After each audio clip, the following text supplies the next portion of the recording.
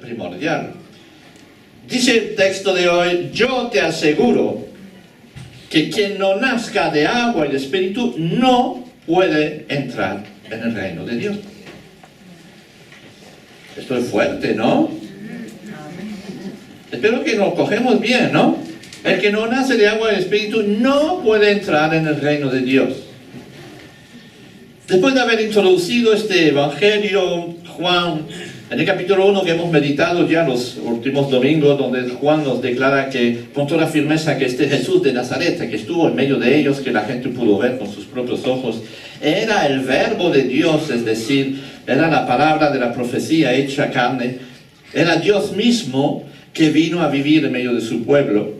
Después de haber dicho eso, y después de haber visto cómo Dios llama a sus discípulos también al final del capítulo, en el capítulo 2 también, y ver cómo este agua insípida fue transformado el día de la boda de Caná, ¿verdad? Y fue transformado en vino. Pues Juan nos va a dar dos ejemplos de dos personas diferentes en su cultura, diferente en su posición social, diferente en su género también, que buscan a Dios en el fondo de sus corazones, quizás ni siquiera siendo muy conscientes de ello, pero sí están buscando a Dios, y que van a encontrarse con Jesús y sus vidas van a ser totalmente transformadas. Quisiera hacer una pregunta esta mañana a todos ustedes, a ver si les incomoda, y espero que sí. Esta pregunta me la hacía mi madre a todo el mundo, y cuando lo hacía yo me quedaba un poco de, ¿qué está diciendo ahí? Están molestando. Le decía a la gente: ¿usted está bien salvo? Y claro, le cortaba como... Y la gente dice: ¿de qué me estás hablando? ¿No? Muchas veces. ¿Es usted salvo? Yo le pregunto a ustedes esta mañana.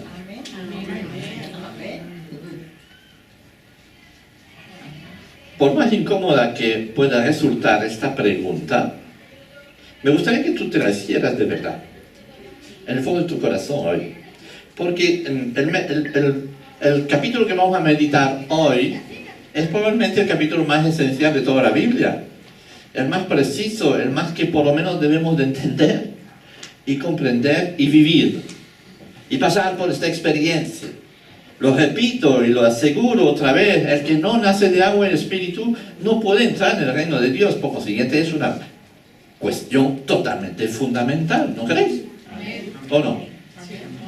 Es algo absolutamente que tenemos que saber y poder responder desde el fondo del corazón, y no solamente con la inteligencia. Dice: bueno, yo me conozco la lección, ¿no? Pero haberlo vivido es otra cuestión, ¿no? Porque tú puedes saber cómo nace la gente, pero nunca haber nacido tú mismo, ¿no? Entonces la cuestión es muy importante. Y entonces, imaginad que todos estamos en un avión, como los chistes, ¿no? Siempre dice el avión y después hay un motor que se tambalea, ¿verdad?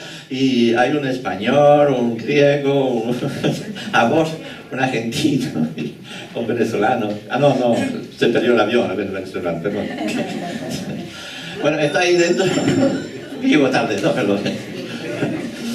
Entonces, no va a hablar del chiste, pero la situación es así, ¿no? De repente un motor se va, el otro motor se va y el avión...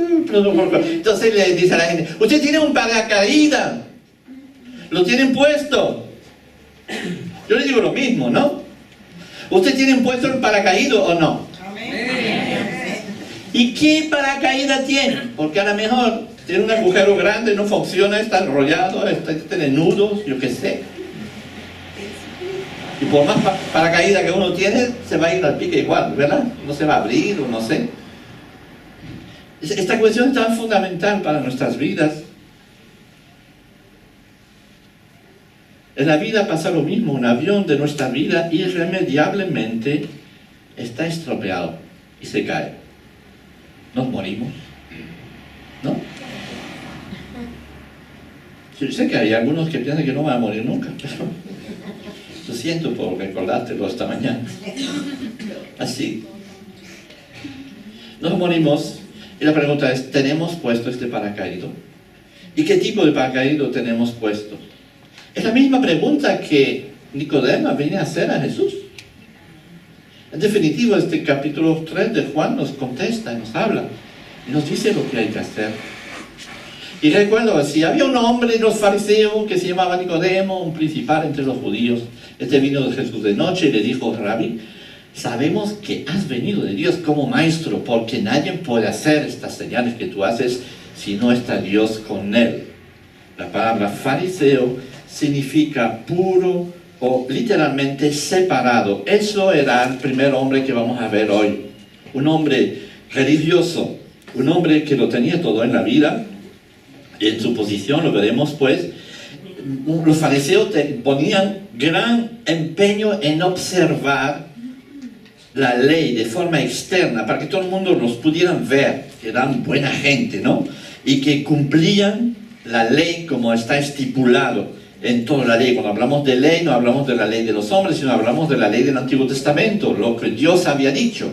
Entonces se empeñaban realmente a cumplir a la letra, y mucho más incluso que lo que decía el texto. Y eran especialmente escrupulosos en lo tocante a la observancia del sábado, del día del reposo. Y sabéis que el sábado no podían hacer nada, o sea, tenían que ser exclusivamente consagrados a Dios. Y no podían hacer ninguna tarea.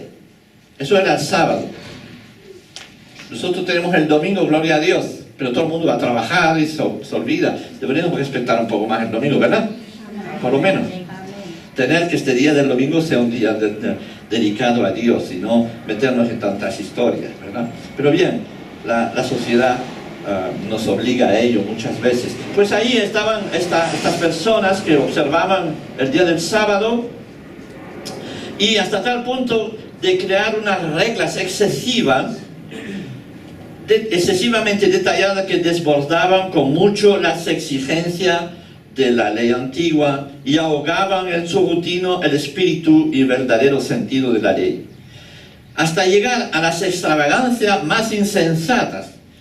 Por ejemplo, decía ahí, en el día del reposo una mujer no debía mirarse al espejo, no fuera que encontrase una cana en el cabello y se sintiera impulsado a arrancársela, lo cual sería trabajar. ¿Y no podía hacer eso? No, era muy serio eso, Una mujer no podía mirarse al espejo. Una persona podía tomar vinagre el sábado para curarse la garganta, pero no podía hacer gárgaras con el vinagre, porque era trabajo. Un huevo puesto en sábado podía comerse solamente en el caso de que uno tuviese intención de matar la gallina. Unas historias así, para decirles un poco hasta qué punto la ley, la religiosidad había llevado a la gente a meterse en historias de este tipo, y intentaban como Jesús dijo, bueno, la cuestión del diezmo, ¿no? Pues lo cumplía tan a la letra que hasta, no sé, cuando les salía unas ramitas de perejil, pues tenían que coger el 10% y ponerlo ahí para el templo. Ojalá fuéramos iguales, ¿no?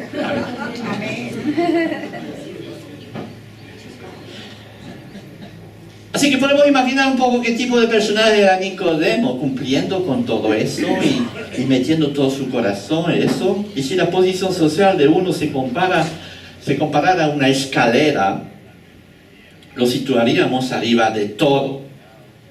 Arriba de todo. Respondió Jesús y le dijo una cosa curiosa. Dice, de cierto te digo que el que no naciere de nuevo no puede ver el reino de Dios. O sea, él viene alabando a Jesús, diciéndole cosas, y aparentemente Jesús le contesta algo totalmente diferente, ¿no?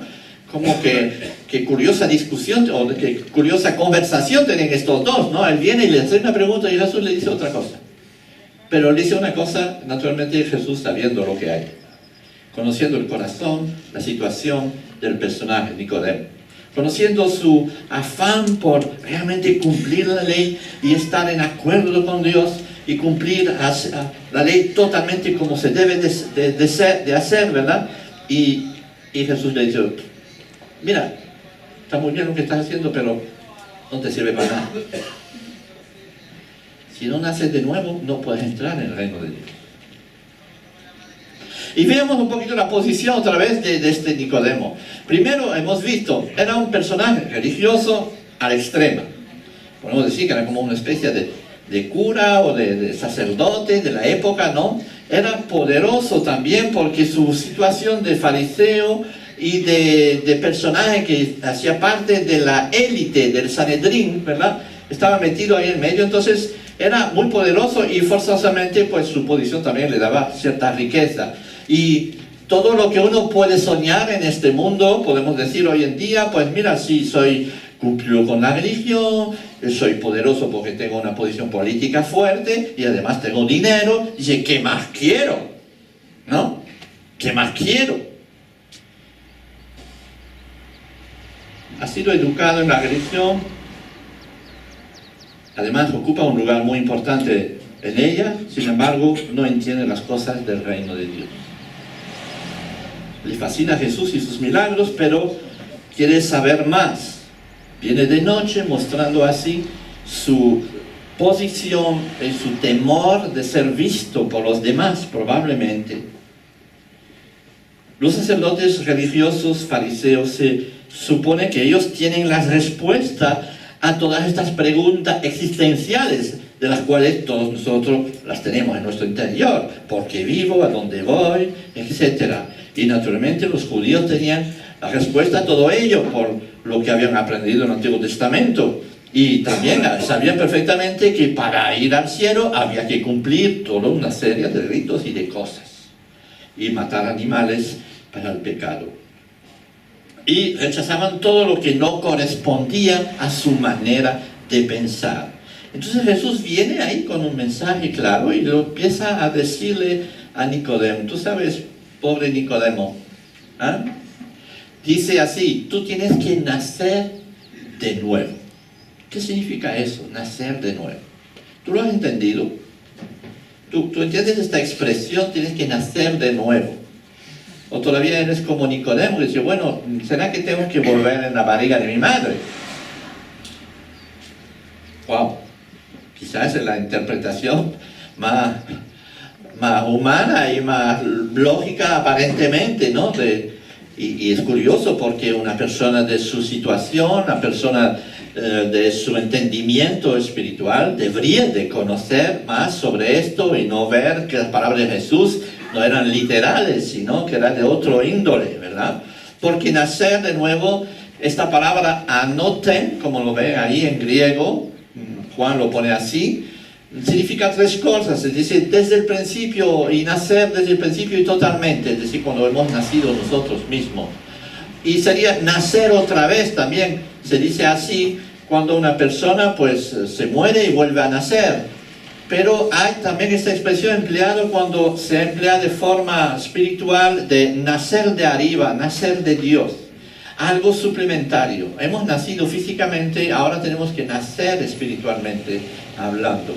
Y es naturalmente a lo que se refería Jesús en sus palabras con Nicodemo, que aparentemente al principio no entiende nada, ¿no? Cuando Jesús le contesta, emplea una palabra griega, puede tener estos matices muy diferentes. Y Jesús empleó el significado, claro está, nacer espiritualmente o nacer de Dios. Bien, la conversación sigue y entonces Jesús le orienta sobre este segundo significado. Dice así el texto, Nicodemo le dijo, ¿cómo puede un hombre nacer siendo viejo? ¿Puedo acaso entrar por segunda vez en el vientre de su madre y nacer? Respondía Jesús, de cierto te digo, que el que no naciera de agua y de espíritu no puede entrar en el reino de Dios.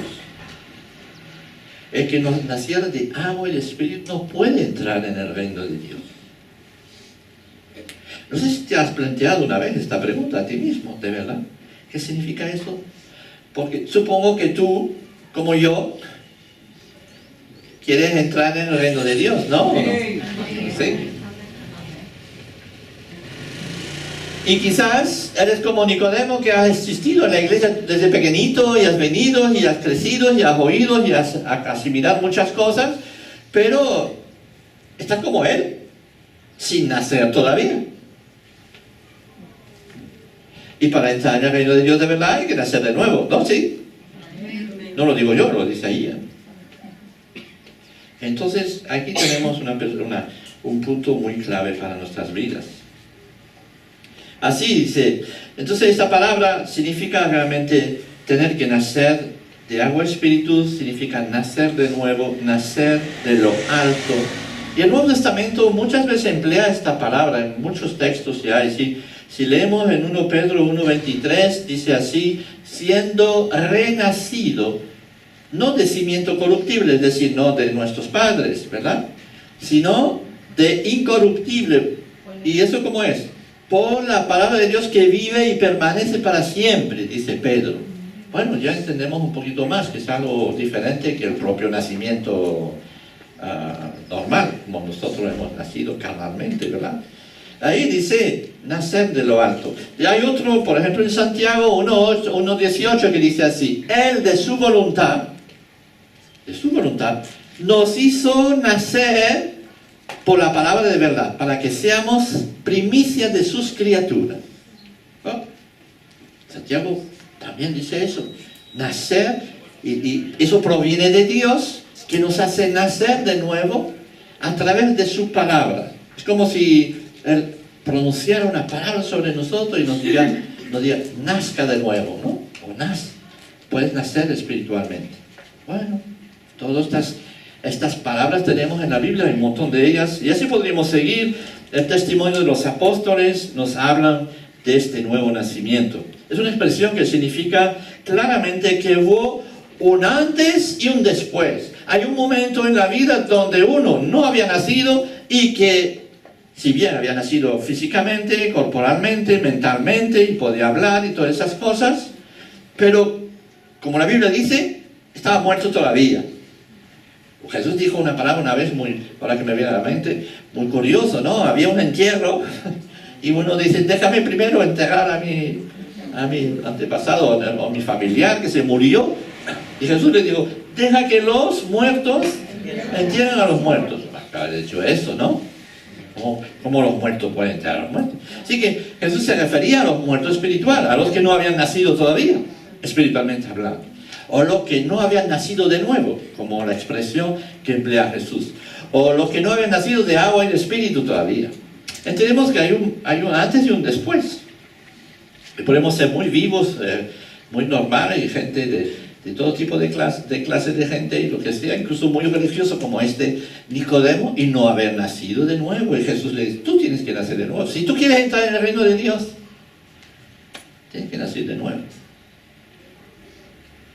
Y así en Romanos 6, del 1 a 11, es interesante leerlo, y dice, porque somos sepultados juntamente con Él para muerte por el bautismo, a fin de que como Cristo resucitó de los muertos por la gloria del Padre, así también nosotros andemos en vida nueva, sepultado y renacer.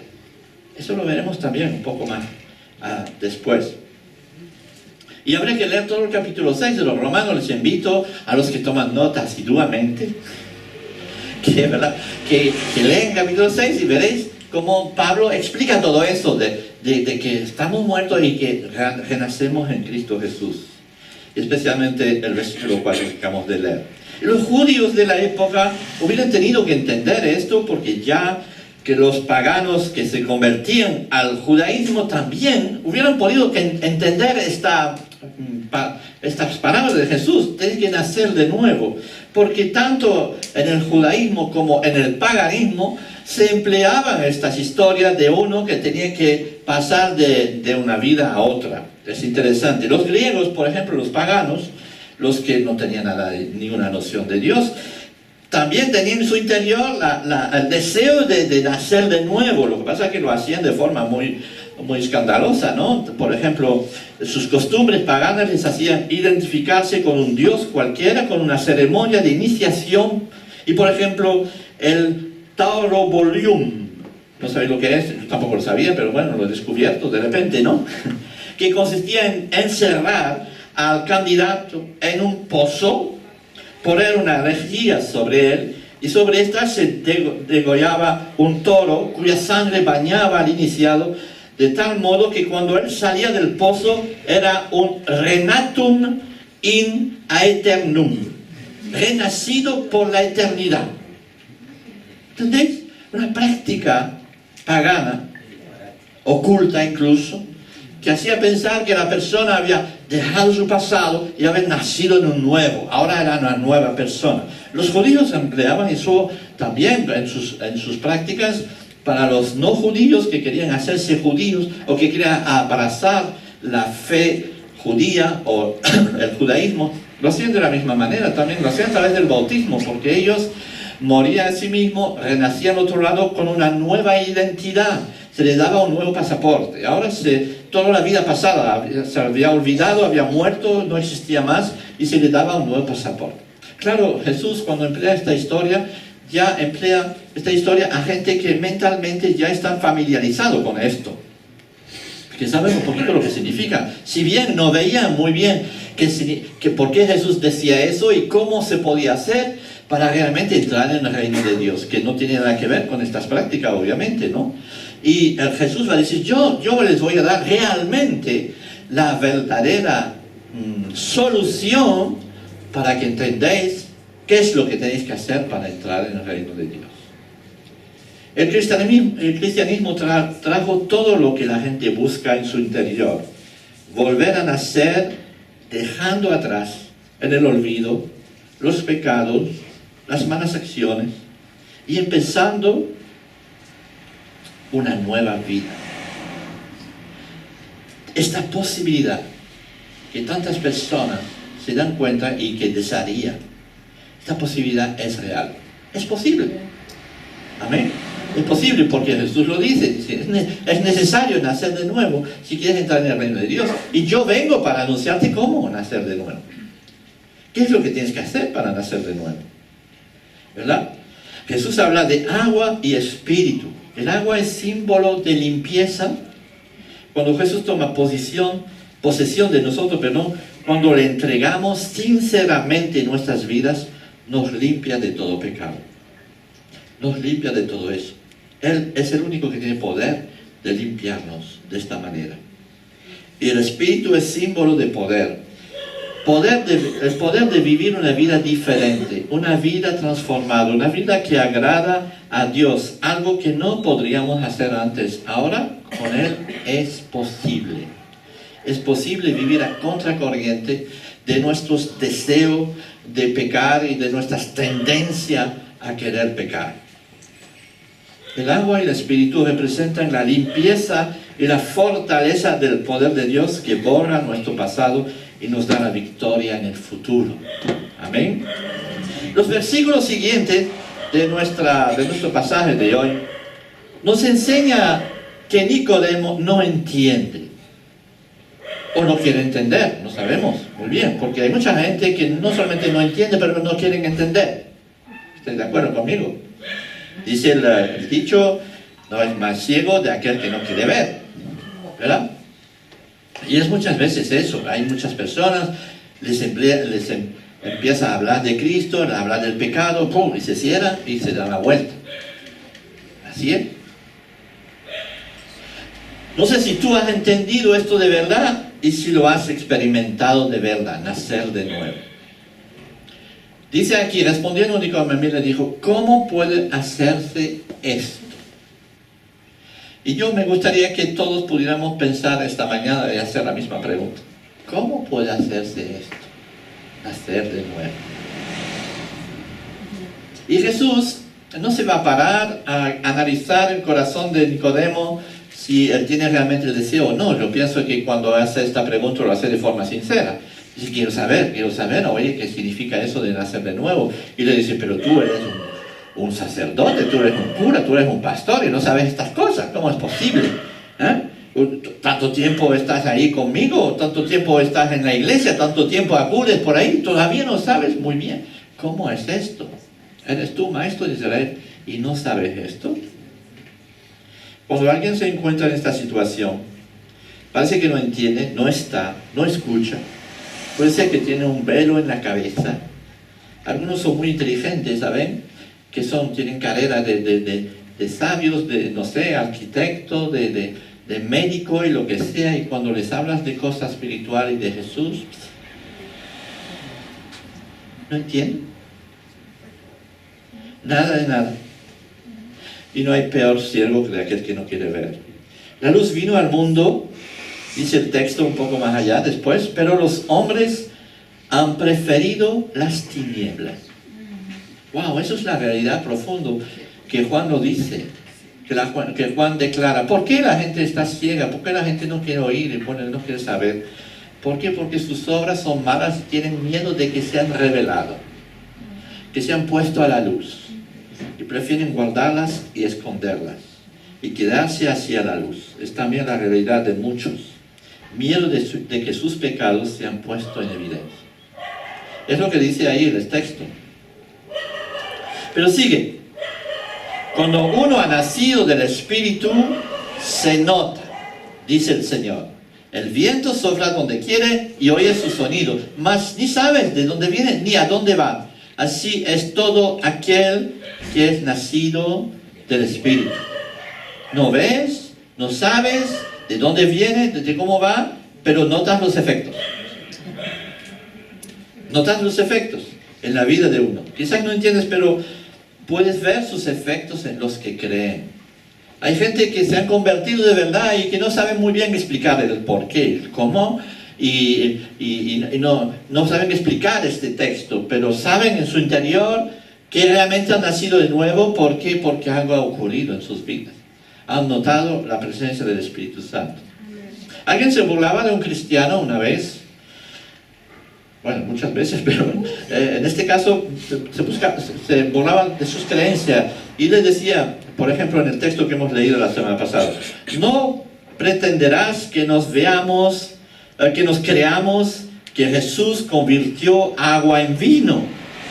Ay, creer esta chorrada, ¿no? Como dice el otro. Y entonces él le contestó esta frase que es muy buena. Dice: no sé si convirtió agua en vino en Palestina, pero sé que en mi casa ha convertido el alcohol en muebles, ropa y comida sana.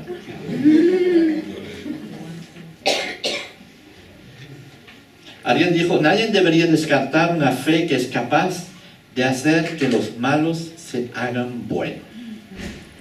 Y es exactamente eso. A veces no puedes explicar el por qué, pero cuando Cristo entra en una vida, transforma esta vida. Eso es indiscutible. Pero bueno, Jesús no se va a parar ahí, va a dar explicaciones a Nicodemo. Y va a seguir sigue el texto. Y llegamos a estos dos versículos que son tan importantes. Y como Moisés levantó la serpiente en el desierto, así es necesario que el Hijo del Hombre sea levantado, para que todo aquel que en él cree no se pierda, mas tenga vida eterna. Nacido de agua y de espíritu. Y Jesús va a orientar a Nicodemo sobre una historia que él conoce muy bien. Yo no sé si usted la conoce bien. Algunos sí, pero otros no sé.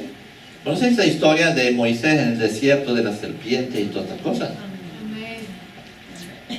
Por lo menos 3 está bien, pero vamos, voy a tener que leerlas otra vez. Por lo menos lo veréis en el capítulo 21 de Números, de 4 a 20.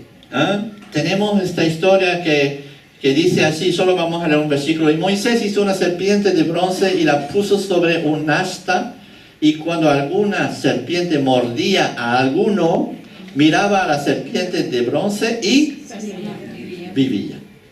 Es un texto que encontramos en el Antiguo Testamento al comienzo de la Biblia, casi en Números. Después del Génesis tenemos Números, y vemos esta historia después de Éxodo, perdón. Vemos esta historia del pueblo de Israel en el desierto, y llega un momento donde están en el desierto y empiezan a murmurar, a ser amargo en sus corazones. Ay, nos fuimos de Egipto, ahora tenemos hambre, ¿y qué pasa? Y no sé qué. Empezaron a criticar a Moisés y al liderazgo que estaban ahí, y empezaban a echarle peste sobre ellos, ¿no? Entonces Dios no le gustó nada de eso y dijo: espérate un momento, y mandó serpientes en el medio del campamento. Pues saben que vivían en un desierto, y de repente un montón de serpientes entraron en el campamento y empezaron a morder a cada uno. ¿Os imagináis esta escena? ¿Les gustan las serpientes?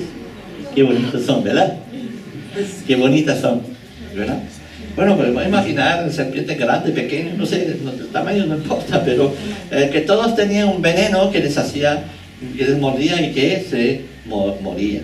Moría de forma instantánea, no, un poquito a poquito ahí porque había un tiempo de espera, ¿no? Hasta ser mordido y palmarla, como decimos, pues había un pequeño tiempo, ¿no?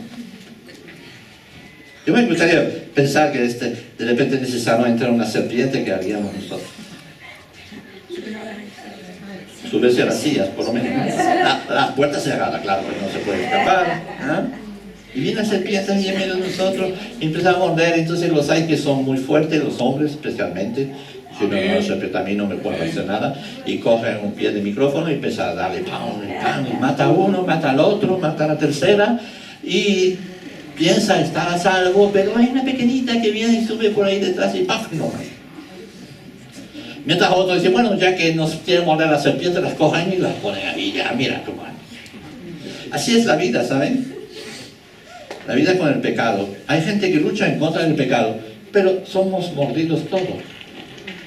Y los otros que no han dejado de luchar hace tiempo y cogen la serpiente y juegan con ellas y tal. Bueno, ya que tenemos que morir porque morimos a gusto, ¿no? Es así.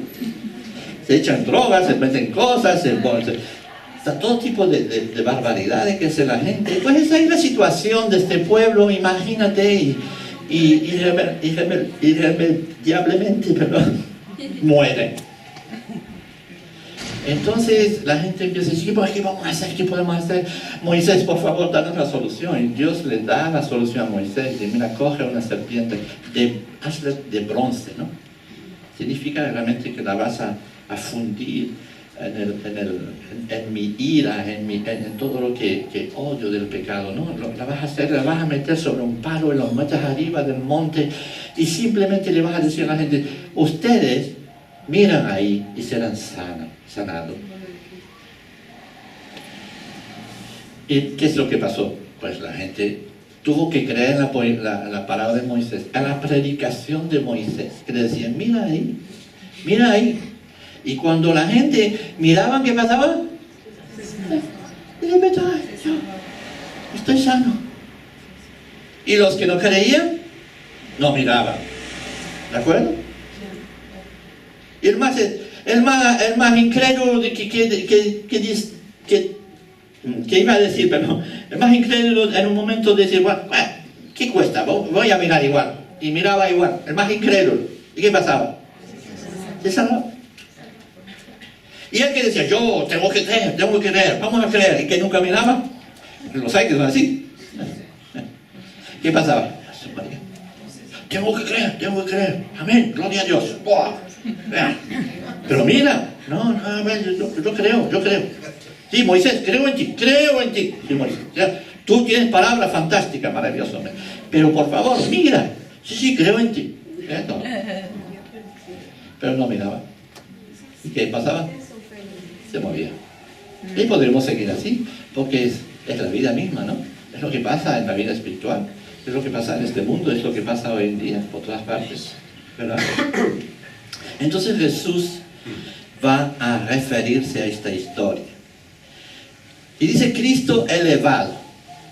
Va a decir, de tal manera elevó Moisés la serpiente ahí arriba, de tal manera yo, el Hijo del Hombre, tendrá que ser levantado. Para que todo aquel que en él cree, no se pierda más, tenga vida eterna. Fíjate hasta dónde Jesús le va a explicar a este hombre de Dios, entre comillas, lo fundamental. Tienes que mirar a lo que voy a hacer yo en la cruz un día. Y Juan va a referirse a esa historia como si una parábola profética fuera una similitud con lo que iba a suceder con Jesús, naturalmente. Dijo, pusieron en alto la serpiente, lo moribundo la miraban, sus pensamientos volvían a Dios y por el poder de aquel Dios en quien confiaban, de repente eran sanados. Así era necesario que Jesús fuera levantado para que cuando los heridos por el pecado volvamos a Él nuestros pensamientos y creamos en Él, en lo que hizo en la cruz, encontremos la vida eterna. El verbo levantar es un verbo en griego que es ipsu, algo así, y se utiliza en dos sentidos con Jesús. Elevado en la cruz significa realmente que va a ser levantado sobre la cruz para que todo el mundo lo viera, ¿verdad? Pero también la palabra levantar se emplea exactamente la misma palabra cuando dijo, y fue levantado al cielo y se sentó a la diestra de Dios. Recuperó, podemos decir, su situación anterior, es decir, situación de Dios reinando en el trono. Así era necesario que Jesús fuera levantado para que cuando los heridos por el pecado pudiéramos ser sanados. Así que para entrar y hacer parte del reino de Dios, es decir, donde Dios reina, tenemos que hacerlo obligatoriamente por la cruz. No hay posibilidad de entrar en el reino de Dios si no se pasa por la cruz. ¿Qué significa eso, pasar por la cruz? Si no pasamos y si no nos demos cuenta primeramente que estamos perdidos. Porque alguien que no se da cuenta que está perdido y que dice, no, este veneno que hay en mí no puede conmigo. Yo, mira, estoy vivo. El pecado no me ha matado todavía. ¿De acuerdo? Entonces hay mucha gente que son así. Piensa que lo pueden todo. Y el juicio de Dios está sobre nosotros ya hace tiempo. Entonces dice así el texto, realmente, tienes que mirar a Jesús, qué es lo que hizo, que fue levantado en la cruz. Y para entrar a ser parte del reino de Dios, entonces hay que pasar por esta puerta estrecha que conduce a la vida. Otras parábolas que el Señor nos dice. Es lo que Juan el Bautista anunciaba. El Bautista anunciaba un bautismo de arrepentimiento. Dice, todo aquel que se arrepiente de sus pecados, que se dé cuenta de que es pecador, que está perdido y que se arrepiente de ello, que venga y que muera. Así. Lo que pasa es que Juan no tenía solución después, pero sí, era el primer paso que Juan enseñaba. Y la gente venía y se arrepentía y salían igual, pero bien, por lo menos había hecho este gesto de reconocerse como pecador. No hay manera de entrar en el cielo si no te reconoces perdido. ¿Entiendes eso? Un reconocimiento absoluto de nuestro pecado, de nuestra incapacidad de ser santo, que el pecado que nos ha contaminado a todos, sin excepciones, nos conduce a la muerte. El salario del pecado es la muerte, dice el Romano. Justo juicio de Dios sobre nosotros. Este pecado en nuestra manera de ser acarrea la ira de Dios sobre nosotros. Nunca entenderemos nuestra necesidad de Cristo al no entender nuestra condición de pecadores y de perdidos, incapaces de remediarlo por nosotros mismos. Así que cuando mi madre decía, ¿estás salvo?, le está diciendo, ¿sigues en tus pecados bien profundos o qué pasa?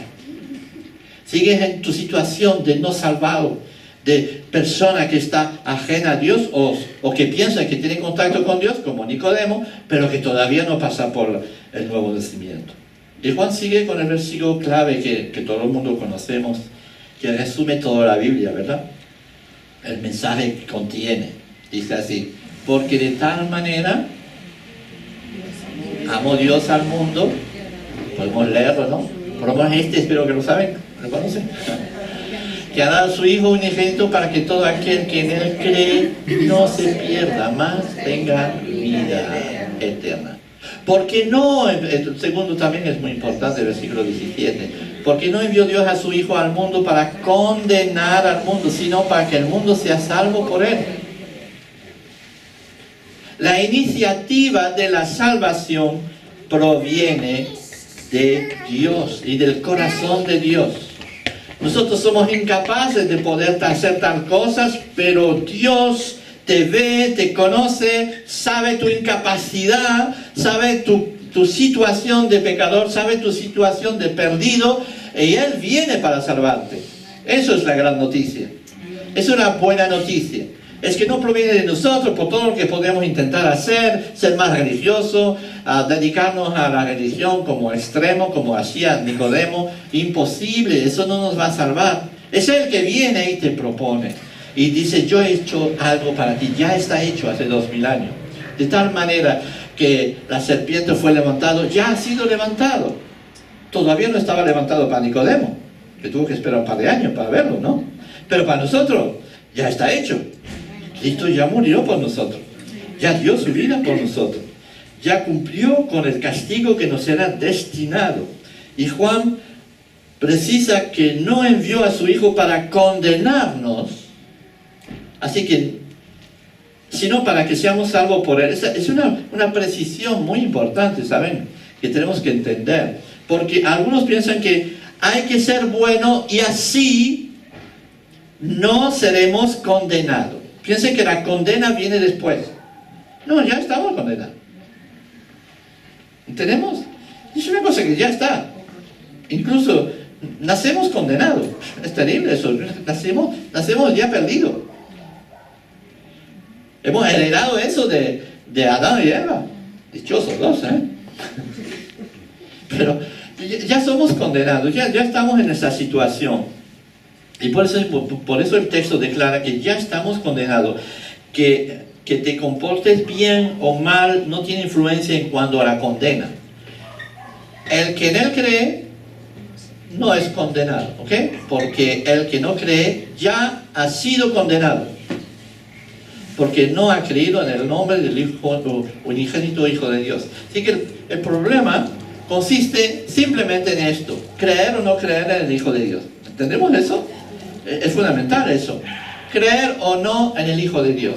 Si no creo, ya estoy condenado. O sea que mi posición original es una posición de condenado. No que seré condenado. En mi posición original ya es una posición de condenado. Pero para no ser más condenado, tengo que creer en el Hijo de Dios. Es una precisión importante. Que te comportes bien o no, no va a cambiar la situación. Pero gracias a la acción de Cristo, al amor de Dios que nos dio a Jesús, todo aquel que en Él cree, ahí está la clave. Todo aquel que en Él cree es lo que marca la diferencia. Creer en Jesús, creer en Él, eso es la clave. Esta palabra creer también te puede confundir a algunos, ¿verdad? Se puede creer en Jesús como se puede creer en Buda, en Mahoma o en la Virgen, en este sentido de que ellos nos van a echar una mano cuando tenemos problemas. Y hay muchos cristianos evangélicos que son así, a ver, creen en Jesús porque les echa una mano de vez en cuando, o porque en un culto se sintieron conmovidos de repente. ¡Oh! Yo no creo por eso.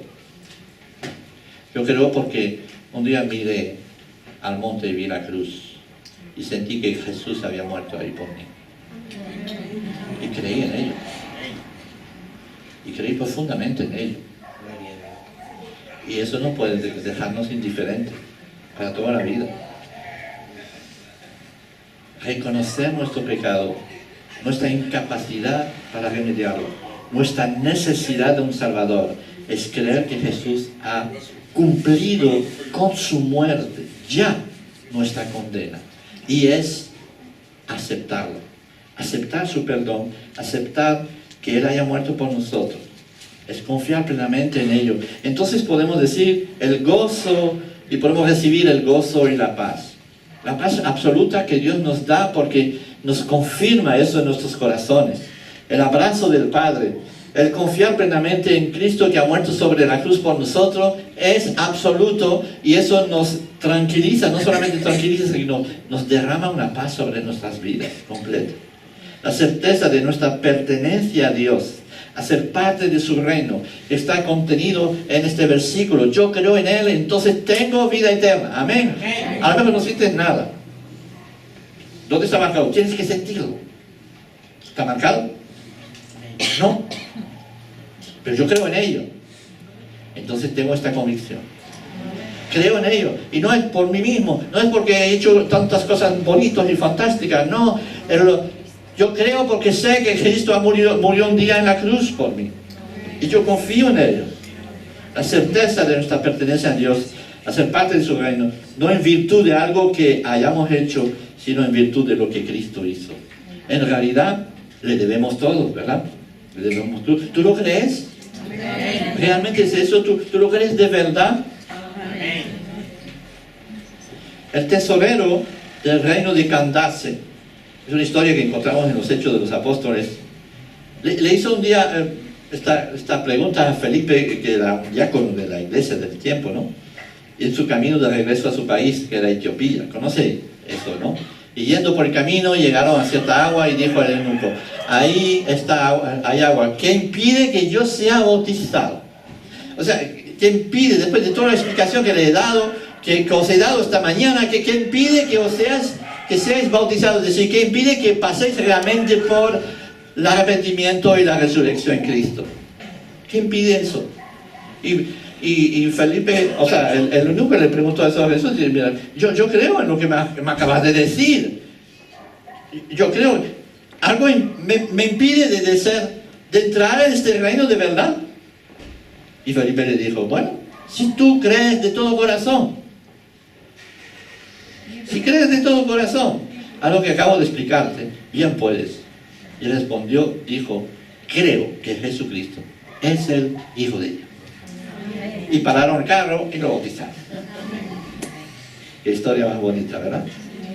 Así es, el bautismo significa morir a nosotros mismos y resucitar a una nueva vida. Es la manifestación externa del nuevo nacimiento. ¿Entendéis? ¿Ah? Agua y espíritu. Si no naces de nuevo, no entrarás en el reino de Dios. Y si tú naces porque tú has depositado tu confianza en lo que Cristo hizo, entonces naces de nuevo. Eres parte del reino de Dios. Que te comportes bien o mal, eres parte del reino de Dios. Amén. No lo merecemos, ninguno, pero somos parte del reino de Dios cuando confiamos en lo que Cristo hizo por nosotros. Y Juan va a concluir este capítulo 3 con un versículo que también lo resume todo. Dice así en el versículo 36, al final del capítulo, después de haber dicho otras cosas, dirá así: el que cree en el Hijo tiene vida eterna, pero el que rehúsa creer en el Hijo no verá la vida, sino que la ira de Dios estará sobre él. No, está sobre él. Está sobre él. Hay diferencia. Si no naces de nuevo, no entrarás en el reino de Dios. Yo te pregunto, ¿dónde estás tú? ¿Dónde estás? ¿Entiendes que esta cuestión es una cuestión de vida o muerte? Que no es algo que puedes postergar a un tiempo más tarde. ¿Sabes? Hoy es el día donde tienes que decir, yo me entrego completamente al 100%. Hoy entiendo que Él ha muerto por mí en la cruz, que ha dado su vida por mí en la cruz, y yo voy a desconfiar totalmente. Este gesto de confiar totalmente tiene que venir desde el fondo del corazón, es decir, yo confío realmente en lo que Cristo ha hecho en la cruz por mí.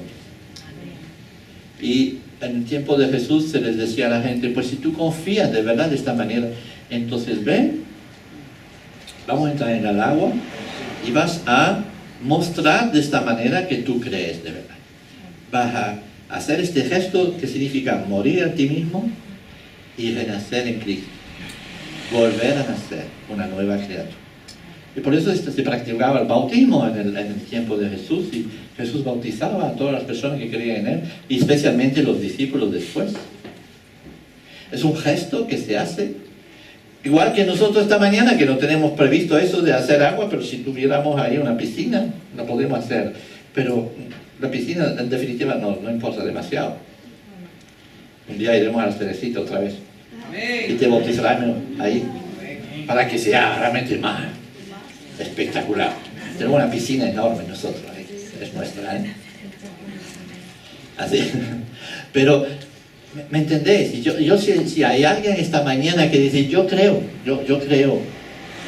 pues que no dudes en ponerse de pie y de venir adelante. Va a ser igual que bautizarse casi. ¿Eh? Después lo haremos mejor en otro momento. Pero ya, en ese momento, yo creo que Cristo ha muerto por mí, yo vengo delante de Él, le pido perdón por mis pecados y renuevo mi contacto con Él. Y quizás hay personas aquí que dicen, eso lo hice hace 20 años. Saben ustedes, es algo que tenemos que hacer todos los días. Sí, hemos nacido de nuevo hace 20 años, pero hay que renovar eso continuamente, recentrar nuestra mente y nuestro corazón sobre Jesús, que lo hizo todo por nosotros. Y por eso les invito a todos esta mañana. Pronto vamos a festejar la Navidad, y como la mayoría de la gente podemos pasar al lado del significado de que Jesús realmente vino un día en este planeta. Y vamos a festejar eso, y la gente totalmente loca de la cabeza no piensa en nada en esto, sino que en todo lo contrario. Al champán, en todas estas cosas, ¿verdad? Espero que esta mañana no cometemos el mismo error. Jesús ha venido, ha muerto por nosotros en la cruz. Es el momento que tú vengas a sus pies y le digas: Señor, yo confío en ti. Yo deposito mi confianza en ti. Y realmente es eso que nos tiene que guiar en la vida. Es esta experiencia de nuevo nacimiento. Si no naces de agua y de Espíritu, no entras en el reino de Dios. Si tú crees que el Hijo de Dios es Jesús y que ha muerto en la cruz por ti y que tú has entregado tu vida, eres miembro de su reino. Amén. Amén. Así que vamos a terminar y voy a pedir